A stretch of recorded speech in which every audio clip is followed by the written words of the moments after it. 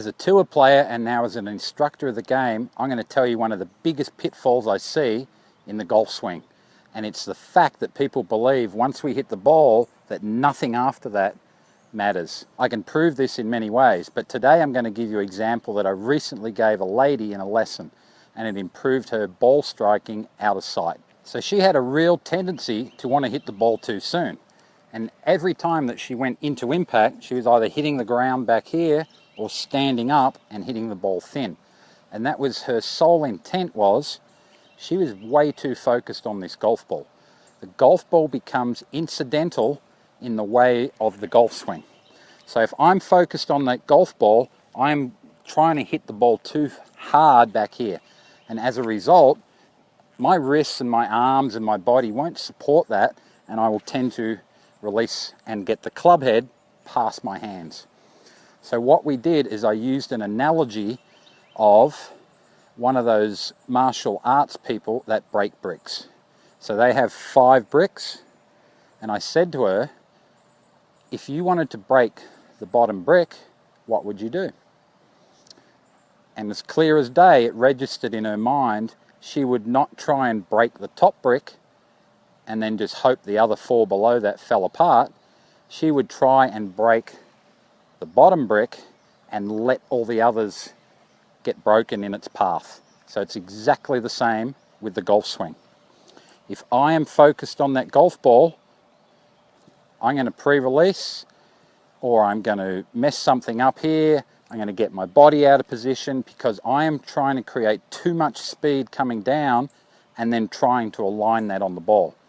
So I set her up, we're going to hit this ball, I set her up with 4 balls out in front. These were her bricks.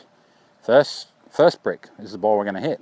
Second brick, third brick, fourth brick, fifth brick.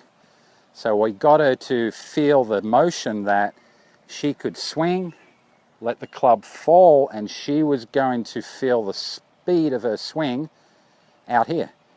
She was going to break the 5th brick out in front. And as a result, instead of her releasing early, hitting behind the ball, fatting it, duffing it, shanking it by trying to lean forward because she'd already released the club, she then started to get her divot after the ball. She would collect the ball because she wouldn't want to release back here. She was trying to focus on that, breaking that 5th brick out in front. So her wrists would stay formed a bit longer and the release would happen later. That's how you do it. It's all about the intention of the speed in the swing. If I over accelerate back here, once I reach my acceleration maximum point, from there everything is slowing down. So I don't want to create velocity and then try and align it on the ball. I want to keep acceleration through the hit. And as we do that, we start to hit down and through the ball, and we get a much more consistent strike, time and time again.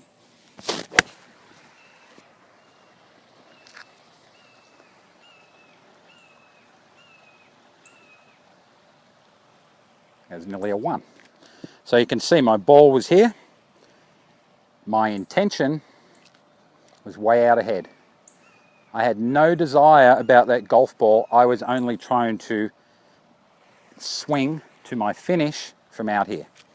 Ben Hogan called it, his fastest point of the swing is feels 3 foot past the ball.